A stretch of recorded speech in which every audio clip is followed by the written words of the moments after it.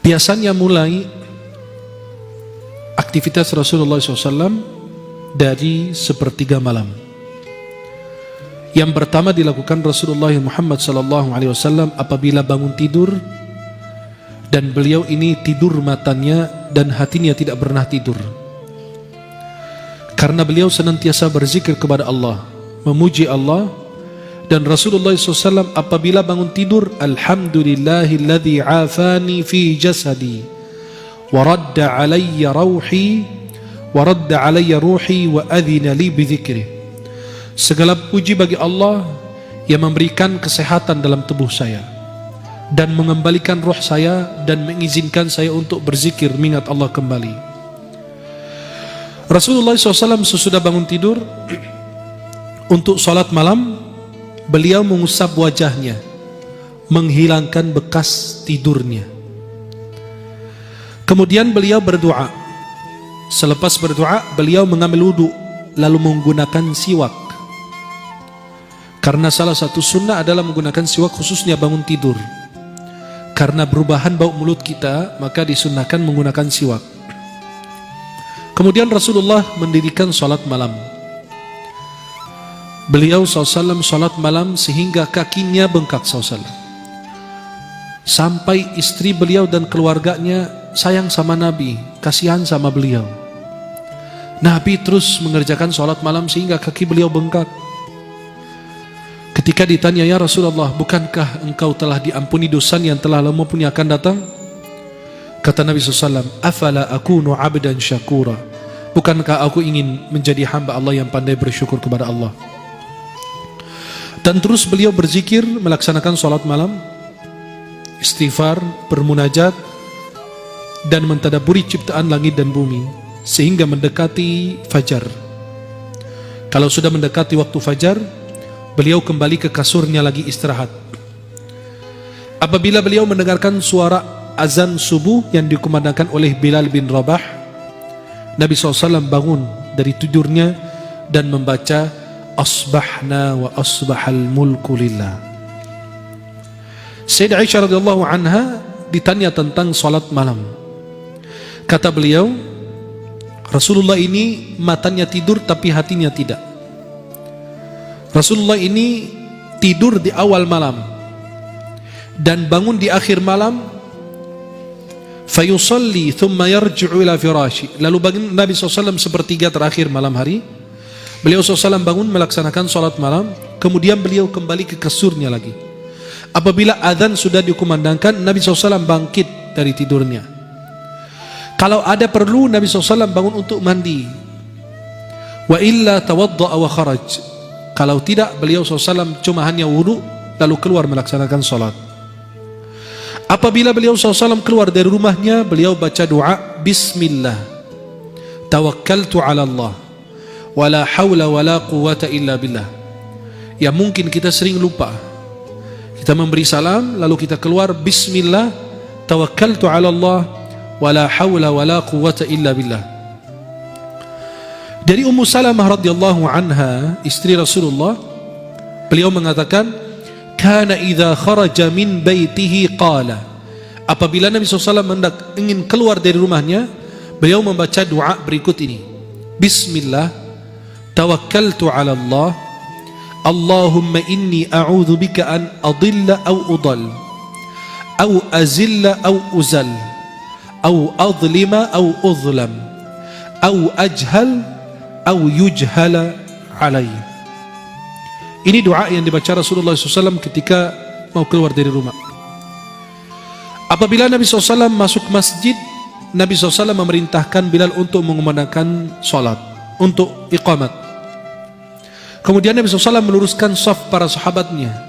Nabi ketika jadi imam, beliau menghadap kepada sahabat, lalu beliau merapikan saf sampai kadang-kadang berjalan ke arah kanan, terus berjalan ke kiri, merapikan saf. Alhamdulillah sekarang saf kita kalau lagi sholat berantakan, ada yang di depan, ada yang di belakang. Di rakaat pertama rapi, rakaat kedua ada yang maju, ada yang mundur, ada yang jauh, ada yang nempel, ada yang begitu. Maka Nabi SAW memperhatikan. Kenapa? Kata Nabi, kalau kalian berantakan saf, hati kalian ikut berantakan. Maka itu saf itu apa? Meluruskan saf, merapikan saf. Maka setiap kali imam maju, istaqimu, istau, i'tadilu, luruskan, rapatkan saf kalian gitu. Kemudian Rasulullah SAW salat subuh berjamaah sebagai imam. Sesudah melaksanakan salat subuh, beliau SAW selesai istighfar 3 kali lalu menghadap kepada sahabat. Man ra'a minkumul ru'yal laila. Siapa yang lihat tadi malam ada melihat mimpi. Kalau ada yang melihat mimpi, Nabi tafsirkan, Nabi jelaskan. Rasulullah SAW menjelaskan. Maka kalau siapapun melihat mimpi, kan mimpi itu ada tafsirnya. Dan mimpi itu dibagi 3. Mimpi itu ru'ya minallah, mimpi dari Allah, dan itu ada tafsirnya. Yang kedua, hulmu minasyaitan, mimpi atau bisikan dari syaitan, gangguan dari syaitan, tidak ada tafsirnya. Ketika kita mengalami tafsir atau mimpi buruk, bangun tidur, kita langsung buang ludah ke kiri 3 kali.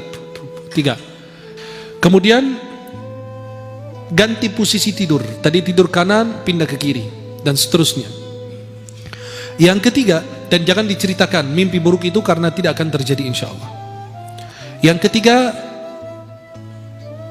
bisikan dari syaitan, disebut bisikan dari hati kita, bisikan hati. Namanya hadithu nafs. Hadithu nafs itu bisikan dari hati. Artinya apa? Kepingin ketemu orang, ternyata muncul dalam mimpi. Atau orang itu setiap hari antum manggil namanya. Contoh, yang sering dipanggil mungkin di masjid Permata Kalbu, Karma. Contoh, antum masuk masjid, Karma di mana? Karma. Malam hari muncul karma di mimpi. Astagfirullah. Tapi bukan dalam bentuk karma, tapi dalam bentuk jin. Astagfirullah. Maka karma muncul itu bukan tidak ada tafsir mimpinya, tapi itu bisikan dari hati. Kenapa? Karena antum berinteraksi dengan orang tersebut. Dan siapapun melihat mimpi benar, itu ada tafsirnya. Sampai kalau orang mengaku lihat Rasulullah, ada tafsirnya. Di dalam Fathul Bari, syarah Sahih Bukhari, Muhammad bin Sirin mengatakan, kalau ada orang mengaku lihat Rasulullah dalam mimpi, kita bilang, ayo ceritakan ciri-cirinya. Kalau dia ceritakan, oh hidung Nabi begini, alis Nabi begini, pipinya Nabi begini, jenggot Nabi begini, kalau betul, ya betul. Kalau tidak, berarti bukan Rasulullah. Tapi dia percaya, itu bisa siapa aja. Tapi kalau lihat Rasulullah, pasti, oh ini tadi malam saya mimpi Rasulullah, coba ceritakan cirinya, rambutnya gimana, hidungnya gimana, alisnya gimana, apa, diceritakan. Kalau betul sesuai, itu betul mimpi Rasulullah. Karena syaitan tidak akan menyerupai Rasulullah dalam mimpi. Lalu SAW duduk berzikir, selesai sholat subuh, menafsirkan mimpi sahabat, kemudian beliau SAW menjelaskan atau duduk berzikir sampai terbit matahari. 15-20 menit kemudian beliau sholat 2 rakaat yang kita sebut 2 rakaat isyraq. Itu dikerjakan oleh Nabi SAW setiap pagi. 2 rakaat isyraq itu ada keutamaannya. Dalam Sunan At-Tirmidzi dari Anas bin Malik, Rasulullah bersabda, barang siapa sholat subuh, sholat subuh kemudian duduk berzikir sampai terbit matahari, lalu dia sholat 2 rakaat, maka akan dicatat pahala baginya haji dan umrah sempurna 3 kali. Dan Nabi SAW selalu menjaga sholat sunnah qabliyah subuh.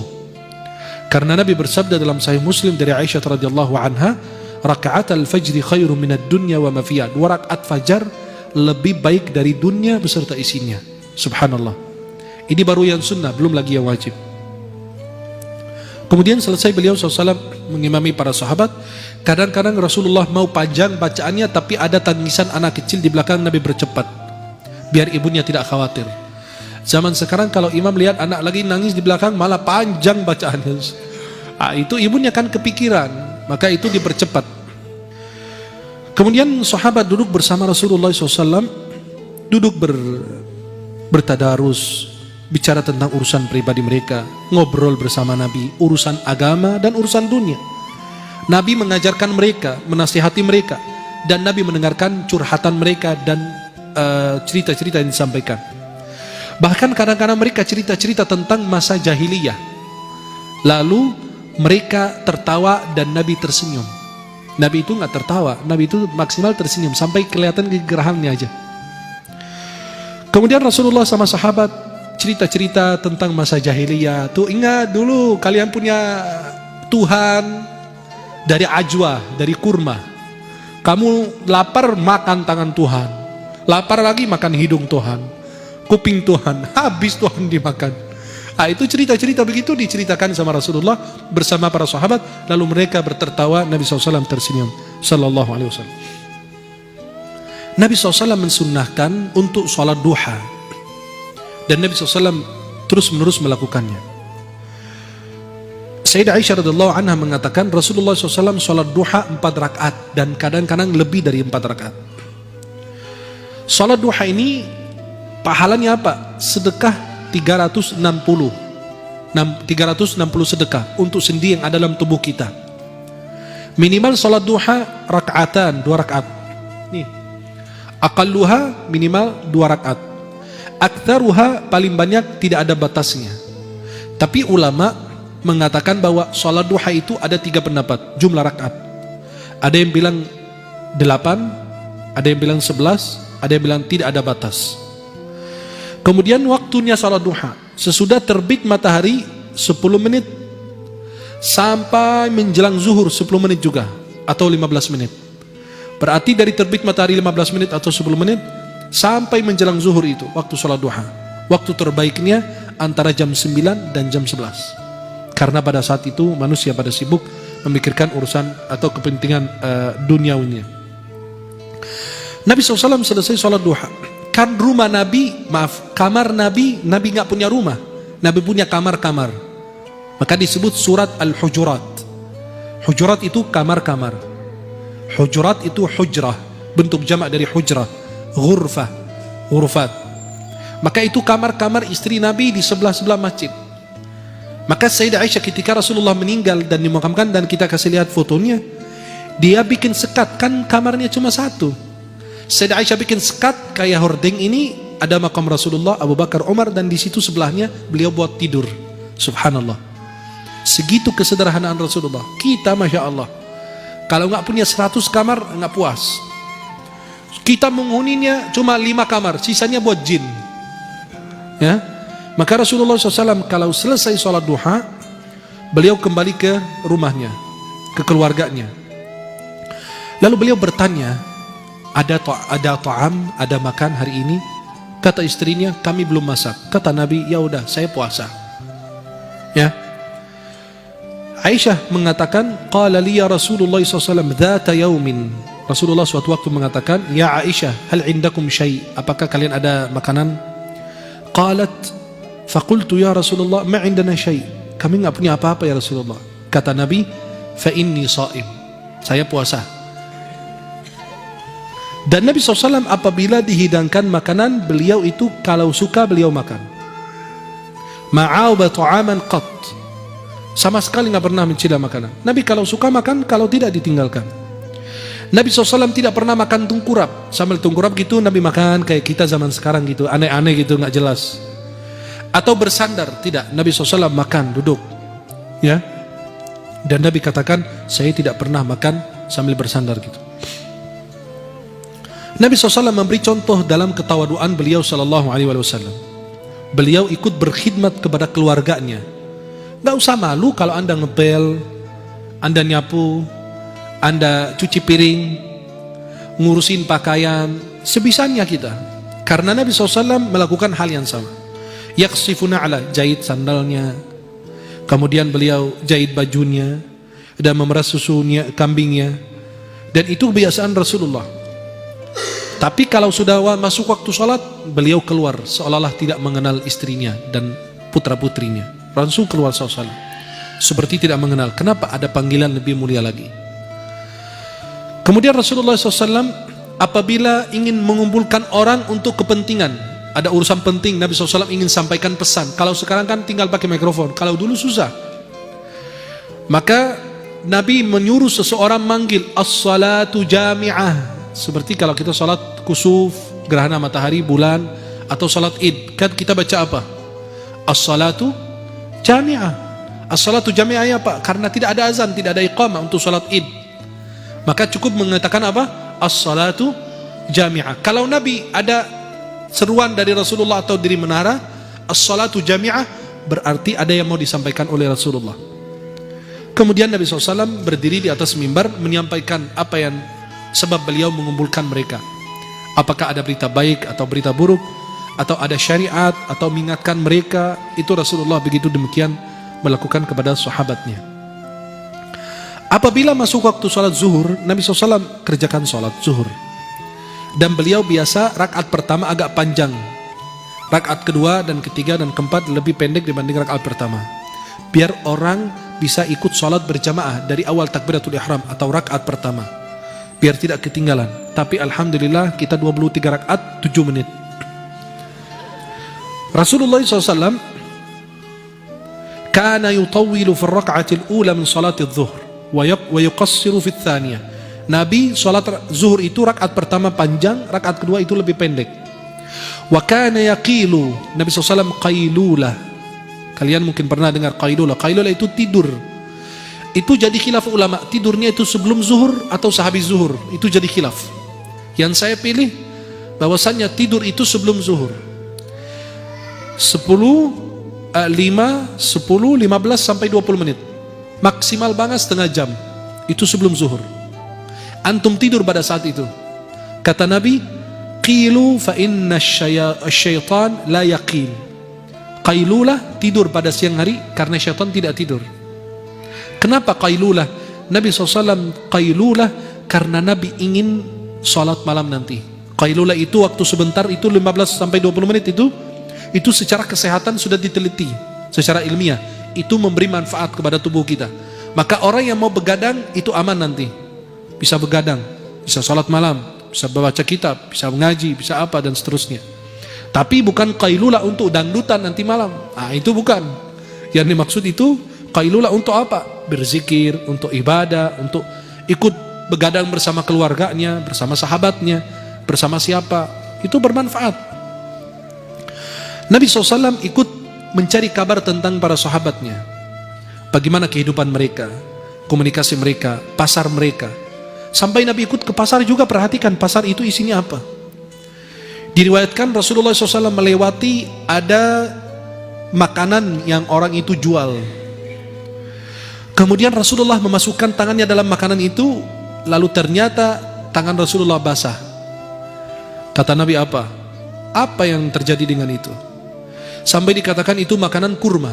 Dia kayak gunung tuh di depan, dia taruh sekepok kurma di depan. Pas Nabi masukin tangannya, basah tangannya. Kata Nabi SAW, ini kenapa? Ya Rasulullah, terkena air hujan. Kata Nabi, apa? Kenapa kamu tidak taruh di atas biar orang bisa lihat? Man ghasya falaysa minni. Barang siapa menipu, dia tidak termasuk umatku. Tuh bayangkan. Kenapa? Karena yang ada air itu berat dalam timbangan, betul? Kalau ada airnya itu berat. Maka kalau terkena air hujan, dia timbang, itu dia berat jadinya. Maka Nabi merasa ini menipu. Maka Rasulullah SAW ikut memantau pasar. Itulah seorang pemimpin. Ikut memantau pasar, bukan naikin harga. Dan tidak pernah turun sekali turun ke pasar, pasarnya asal-asalan, dibuat untuk pemimpin. Oh turun Pak, itu lihat ramai semua, Masya Allah, rapi. Ayamnya bagus, sehat walafiat, gemuk lagi. Itu ikannya, ikan hiu apa semua bagus. Pak, cabainya murah Pak, tuh lihat. Begini semua di seluruh dunia begitu. Biasanya begitu. Sandiwara semua kebanyakan. Kecuali yang benar-benar istiqomah turun ke pasar-pasar tradisional yang benar-benar tidak pernah disentuh oleh orang. Kemudian Rasulullah SAW dan Rasulullah SAW sebagaimana dikatakan Umar bin Khattab, kana Rasulullah yasmuru inda Abi Bakrin al-laila kadzalika fil amri min umuril muslimin wa ana ma'ahu. Rasulullah, Sayyidina Abu Bakar, Sayyidina Umar, mereka berkumpul di dalam rumah Abu Bakar untuk membahas, mendiskusi urusan berkaitan dengan umat Islam. Maka Nabi begadang kalau ada perlunya, ada manfaatnya. Dan Rasulullah SAW melarang kita begadang, kecuali apa? Mengaji, menemani keluarga, menuntut ilmu, atau ada keperluan yang lain. Dan Nabi melarang tidur sebelum Isya, sehabis maghrib, dan begadang sehabis salat Isya, kecuali kalau ada perlu, menemani keluarga, atau ada tamu, atau belajar, dan lain sebagainya. Kalau tidak manfaat itu tidur. Kenapa? Biar bisa bangun salat malam atau salat subuh berjamaah. Rasulullah SAW duduk bersama orang-orang beriman, sahabatnya, dan menjenguk orang yang sakit. Dan kalau ada yang mengundang Nabi, Nabi datang. Nabi SAW berjalan untuk memenuhi hajatnya orang lemah, orang miskin. Nabi SAW tidak pernah jijik atau benci atau tidak senang dengan seorang janda ketika ada perlu sama Nabi. Ya Rasulullah, tolong temani saya ada urusan ini, biar diselesaikan. Nabi ikut temani beliau. Wal miskin fayaqdi lahul hajah.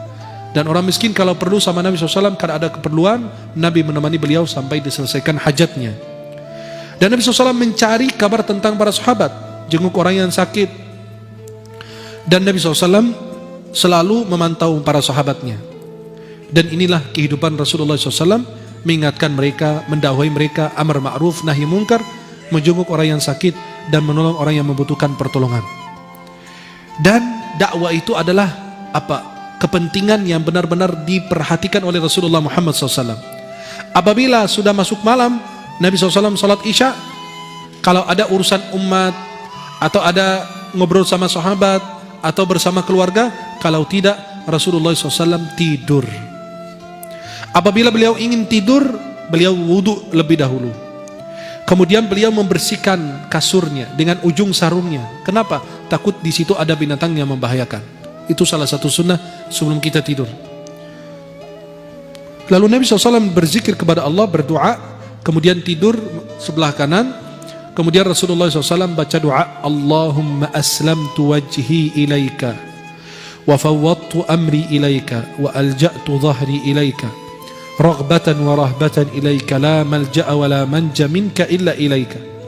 Allahumma amantu bi kitabika alladhi anzalta wa bi nabiyyika alladhi arsalta fa in mutta min lailatik, apabila engkau mati atau meninggal di malam hari tersebut sesudah baca doa tersebut, fa anta 'alal fitrah, maka engkau mati dalam keadaan fitrah, keadaan suci. Waj'aluhunna akhir ma tatakallamu bih, jadikan doa tersebut adalah doa yang terakhir kau baca sebelum tidur. Dan Rasulullah biasa baca ayat kursi, dua ayat terakhir surat Al-Baqarah, amanar rasulu, dan Allahumma amanar rasulu bima unzila ilayhi min rabbih wal mu'minun. Kemudian ayat kursi, Allahu la ilaha illa huwal hayyul qayyum. Dan ini salah satu sunnah yang dikerjakan Rasulullah. Nabi SAW membersihkan dengan ujung sarungnya. Kemudian beliau membaca, Bismika rabbi wada'tu jambi wa bika arfa'u, in amsakta nafsi farhamha. Ya Allah, dengan namamu aku meletakkan tubuh ini, dan dengannya saya akan bangun kembali. Jika engkau menahan roh saya, maka rahmatilah diri saya ini. Wa in arsaltaha fahfadha, kalau engkau melepas roh saya ini kembali dalam tubuh saya, maka jagalah roh dan diri saya ini ya Allah, sebagaimana engkau menjaga hamba-hambamu yang saleh. Kemudian inilah kehidupan Rasulullah SAW setiap hari, kecuali kalau ada keperluan, ada perang atau ada apa, kegiatan yang berbeda dengan apa yang kita sudah ceritakan. Maka kehidupan Rasulullah SAW lillahi ta'ala, qul inna salati wa nusuki wa mahyaya wa mamati lillahi rabbil alamin.